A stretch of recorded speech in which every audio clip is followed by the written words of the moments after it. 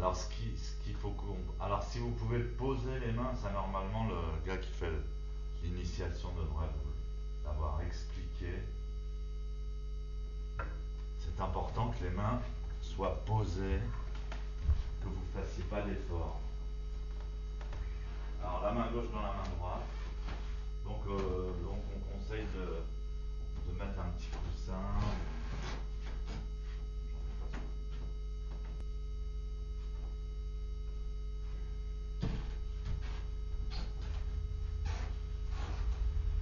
Voilà, les mains doivent être bien, voilà, posées, c'est bien, de manière à pouvoir lâcher. Très bien.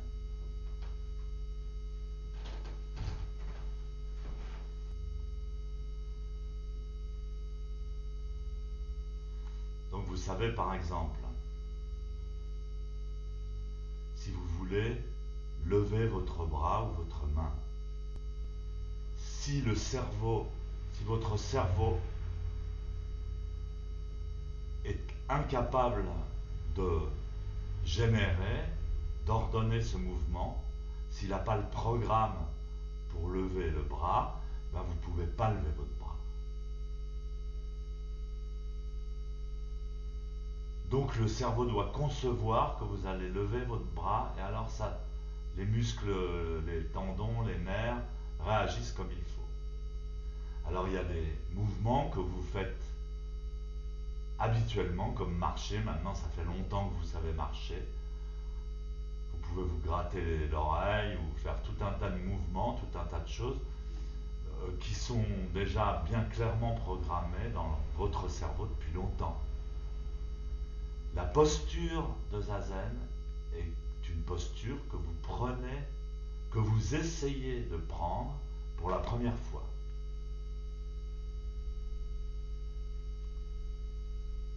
Et donc, votre cerveau n'a pas en lui pour l'instant cette programmation de la posture du Bouddha. Les muscles, les tendons, les nerfs ne sont pas programmés pour ça. Alors, donc, il y a une éducation, un enseignement, une transmission qui doit se faire. Et comme je le disais précédemment, euh, peut-être plus au travers du cerveau et de la création d'un programme, d'une connaissance dans le cerveau, qu'au travers du corps. Alors si je vous dis levez le bras et que le programme n'existe pas encore dans votre cerveau de lever le bras, vous allez déployer un effort musculaire et nerveux à peu près 300 fois plus important que si la programmation est déjà dans votre cerveau et qu'il sait exactement le minimum d'énergie qu'il va utiliser pour pouvoir faire ce mouvement.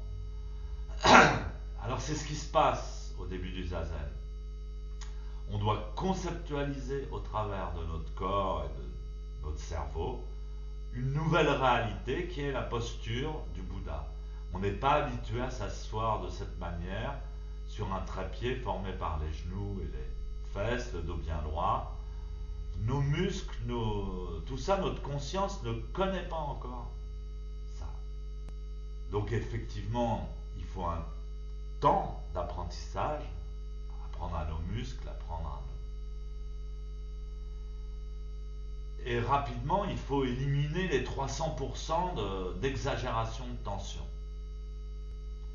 Donc d'ailleurs, c'est expliqué dans les textes anciens, le stade de la...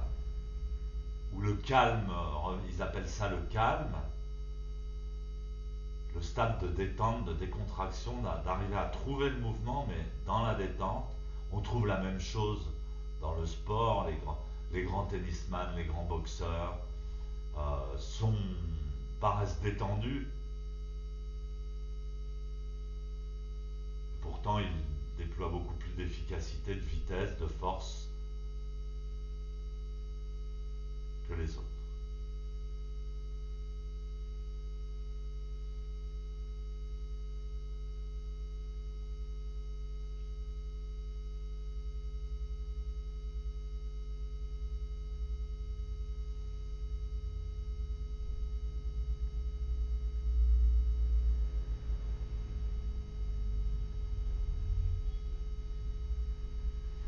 pourquoi dans la méditation du zazen, on appelle ça une méditation,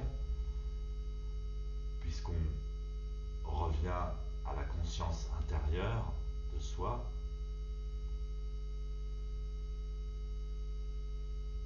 Porter son attention sur les tensions est très fructueux, très intéressant.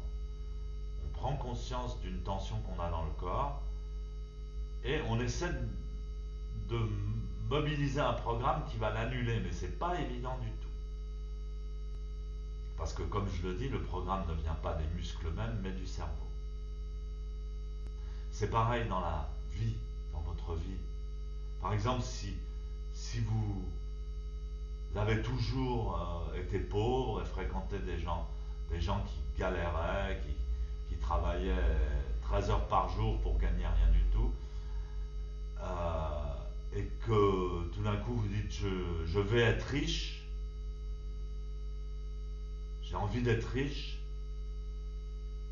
eh bien comme vous ne savez pas, vous n'avez pas le programme, vous allez générer une telle tension pour aller vers cette richesse, 300% de tension inutile qui va vous empêcher de réaliser ce programme que vous ne connaissez pas, que vous n'avez pas encore conceptualisé.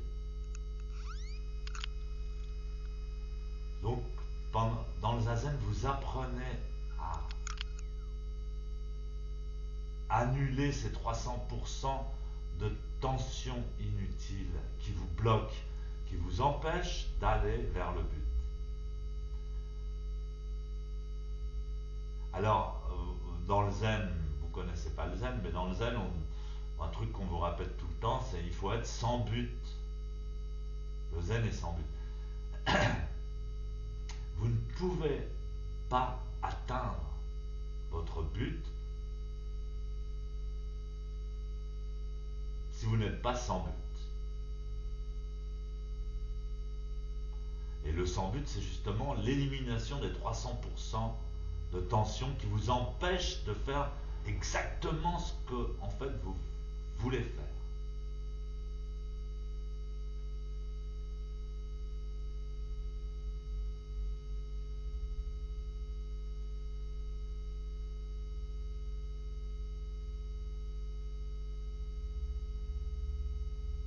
Donc des maîtres nous enseignent comment ça marche, comment nous on marche, comment ça fonctionne.